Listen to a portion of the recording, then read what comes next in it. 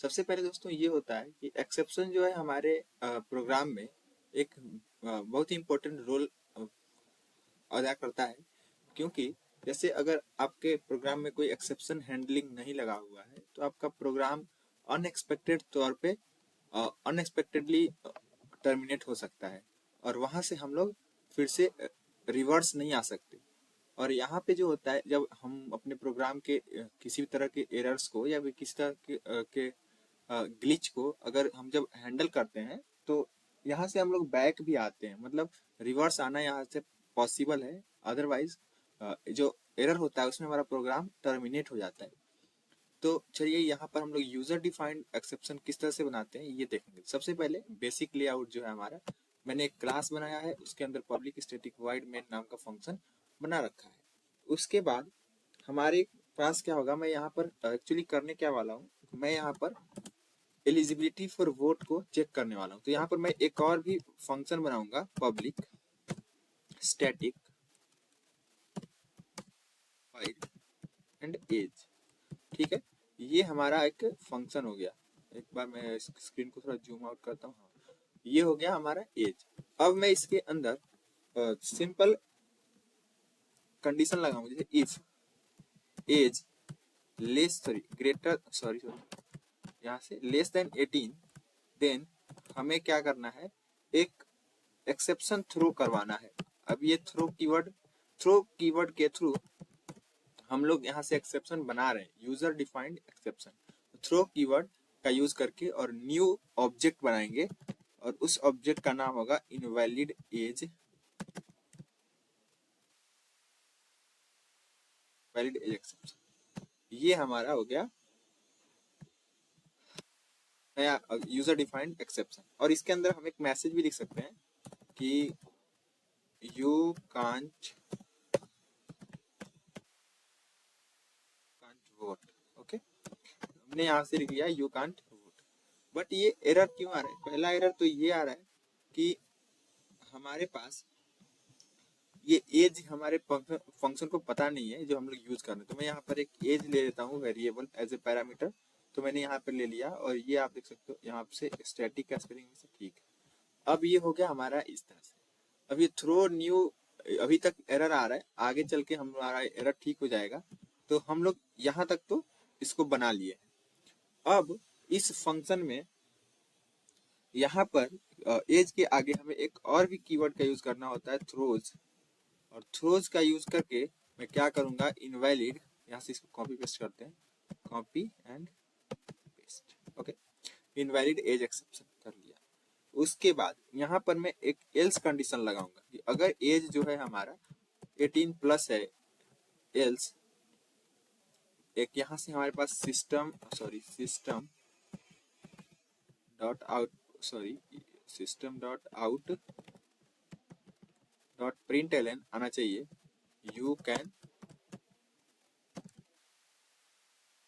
ये हमारा पूरा का पूरा प्रोग्राम हो गया। अब हमें कुछ कुछ चीजें करनी होती है। जैसे पहला काम कि इस फंक्शन को कहीं ना कहीं से हमें कॉल करना होगा, ये एज को। ठीक है, तो मैं यहाँ पर इस एज फंक्शन को कहाँ से कॉल करूंगा, मेन फंक्शन से कॉल करूंगा। मेन फंक्शन से ही हम लोग कॉल करते हैं। ठीक है, तो हम लोग यहाँ से इसको कॉल करेंगे। एज फंक्शन को मैंने यहाँ से कॉल किया और इसके अंदर मैंने पास कर दिया 14 या 15, पास कर लो, आपकी मर्जी है। आपने यहाँ से इसको पास कर लिया। बट एक्चुअली हुआ क्या, ये जो फंक्शन जो एक्सेप्शन बना है, ये एक्सेप्शन हमारा एक क्लास होता है। और जब तक हम इसका क्लास नहीं बनाएंगे तब तक हमारे पास ये एरर आता रहेगा। तो मैं इसके लिए एक क्लास बनाऊंगा और उस क्लास का नाम रखूंगा इनवैलिड एज एक्सेप्शन। और ये एक्सेप्शन जो है हमारा सुपर क्लास एक्सेप्शन के अंदर से कुछ चीजें एक्सटेंड करेगा, यानी इनहेरिट करेगा। तो यहाँ पर मैंने इसको बना लिया। उसके बाद जब मैं इसके अंदर एक कंस्ट्रक्टर बनाऊंगा तब जाकर के ये मैसेज यू कैन वोट हमारे कंस्ट्रक्टर के थ्रू हमारे सुपर क्लास में जाएगा और वो मैसेज हमें वापस जब भी हमें जरूरत होगी तो ये हमें रिटर्न करके देगा। तो चलिए मैं इसका कंस्ट्रक्टर बनाता हूँ मैंने इसका कंस्ट्रक्टर बनाया इनवैलिड एज एक्सेप्शन, और इसके अंदर मैं एक स्ट्रिंग पास करता हूँ। क्यों पास कर रहा हूँ ये भी बताऊंगा।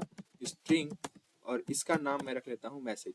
इस स्ट्रिंग को बनाने के पीछे रीजन है कि जब ये हमारा इनवैलिड एक्सेप्शन यहाँ से थ्रो होगा तो ये जो यू कैन नॉट वोट वाला स्ट्रिंग है वो यहाँ पर पास होकर के आएगा।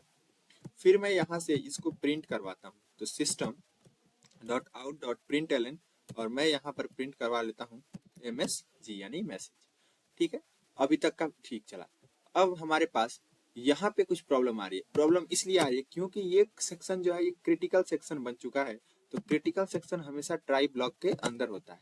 तो चलिए मैंने इसको ट्राई ब्लॉक के अंदर रखा, इसको मैं यहाँ से उठाऊंगा और यहाँ पेस्ट कर दूंगा। ठीक है, अब आप देख सकते हो हमारा प्रोग्राम बिल्कुल सही चल रहा है। बट ये कैच ब्लॉक क्या करेगा, ये कैच ब्लॉक हमारे एक्सेप्शन का नाम लिखेगा।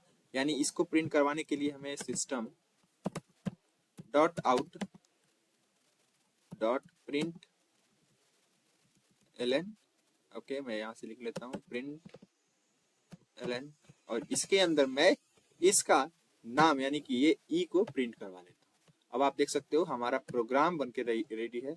और इस प्रोग्राम में हमने देखा कि किस तरह से हम लोग यूजर डिफाइंड एक्सेप्शन को बनाते हैं, क्रिएट करते हैं। तो देखिए सबसे पहला हमारा काम होगा एक क्लास बनाना, एक्सेप्शन क्लास बनाना, और उससे जो हमारा सुपर एक्सेप्शन क्लास है उसके थ्रू उसमें उसको एक्सटेंड करवाना। ठीक है, फिर यहाँ से एक स्ट्रिंग पास करना जहां से ये हमारा एक्सेप्शन थ्रो हो रहा है। जैसे यू कैन नॉट वोट एक स्ट्रिंग है जो कि यहाँ पर पास होके आया है उस क्लास के कंस्ट्रक्टर में, और वहां से हम इसको प्रिंट करवा लेंगे। चलिए मैं इस प्रोग्राम को एक बार रन करता हूँ और ये आपके सामने आउटपुट दिखाता हूँ कि किस तरह से हमारा ये प्रोग्राम बिहेव कर रहा है। तो सबसे पहला काम था कि हमारा एज जो था वो 15 था।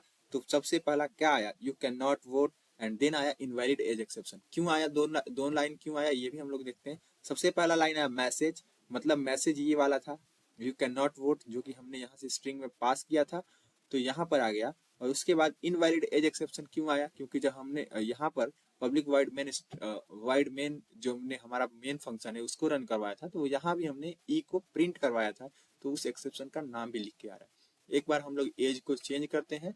एज को मैं चेंज करके यहाँ से पास करता हूँ 21।